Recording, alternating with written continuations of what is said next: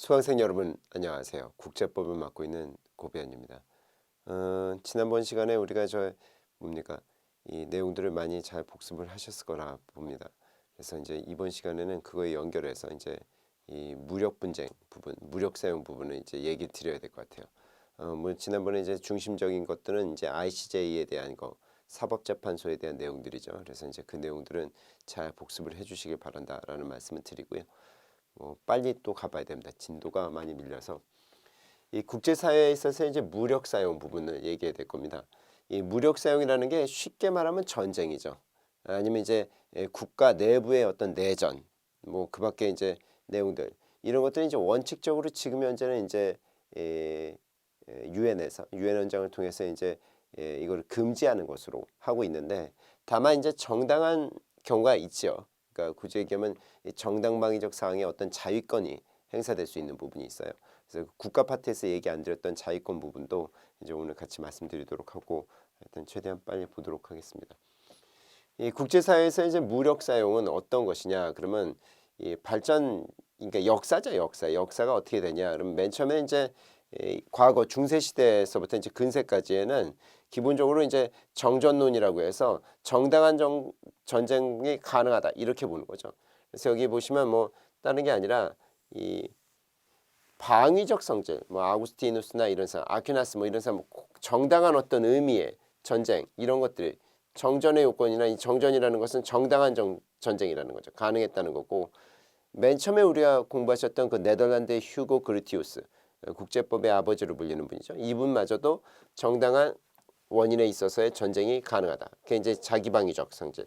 지금도 뭐 자유권이라고 생각한다면 정당한 어떤 전쟁 가능성이 있다는 거죠. 다음에 이제 이 자기방어 말고도 이제 그르티우스 같은 경우는 권리 침해에 대한 구제, 그다음에 이제 위협행위에 대한 제재의 성질에 전쟁이 가능하다. 이 부분이 지금 최근하고 좀 다른 겁니다.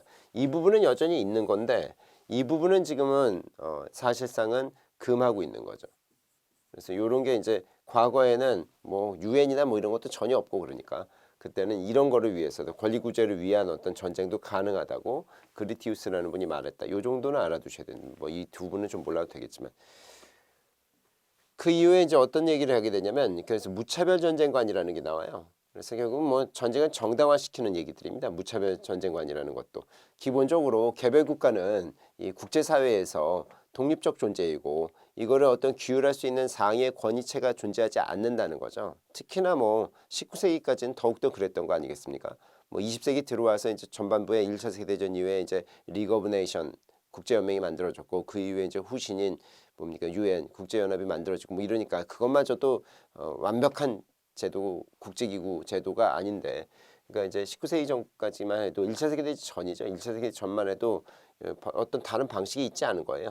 그래서 여기 보시는 것처럼 이 1차 세계대전에 이르기까지 국제법에서는 전쟁에 호소할 수 있는 권, 즉 개전권이라는 게 존재했다. 이렇게 보는 거죠. 근데 이제 이때는 뭐 정당한 어떤 전쟁 이런 뭐 이게 정전론은 약간 이 신으로부터 부여받은 뭐 이런 느낌인데 그런 건 아니고 이 뭡니까 이 개전할 수 있는 문제들 이런 것들을 생각하는 거죠. 그래서 이제 여기서 보시면 뭐라고 나오냐면 이 전투 뭐 이런 것들 있지 않습니까? 이런 것들에 대한 방법들이 많이 나와요. 그러니까 아예 개전권 같은 거는 거론하지 않았던 게 너무나 당연해서 그렇습니다. 너무나 당연해서 이게 뭐 금지된다는 게 아니라 당연히 전쟁을 할 수 있는 거니까 거의 거론되지 않고 전쟁을 하게 되면 이제 어떻게 개시할 것이고 어떻게 이제 전쟁을 해나갈 것이냐 교전법 중심으로 이제 얘기들이 법률 중심으로 얘기가 됐죠. 개정권은 너무나 당연한 거라 얘기를 안 했던 거예요. 그게 이제 무차별 전쟁관이라는 거죠. 전쟁은 누구나 할 수 있다. 국가가 이렇게 얘기하는 거죠. 그래서 보시면 여기 있죠. 자기 이익을 위해서 전쟁을 할 수 있는 자유가 있다. 이렇게 생각하는 거죠. 그러니까 전쟁을 어떻게 할 거냐 이것만 걱정인 거지. 그러니까 전쟁하는 과정 속에서 그 부분을 얘기하는 거지. 전쟁 개정권 자체는 당연히 갖고 있다는 게 무차별 전쟁관입니다. 근데 이제 그게 1, 2차 세계대전부터 약간씩 변화하게 되는 거죠. 전쟁에 대한 어떤 제한이 필요하다라고 생각하는 거예요. 그래서 아예 얘기도 안 했던 이 개전권이라는 부분을 얘기하기 시작해요. 이 헤이그에서 만국평화회의가 1899년하고 1907년 두 번 열리게 되는데 1907년 2차 그러니까 국제평화회의 또는 만국평화회의에서 어떤 얘기를 하냐면 이 계약의 어떤 뭡니까 채권 회수를 위한 어떻게 보면 채무 회수를 위한 병력 사용은 제한하자라는 조약을 만들게 되는 거예요. 과거에 그루티우스 같은 사람은 권리 침해에 대해서 뭡니까 보장받기 위해서 이제 전쟁이 가능하다 뭐 이런 정전론을 얘기했는데 그거를 이제 금하는 얘기를 하기 시작하는 겁니다.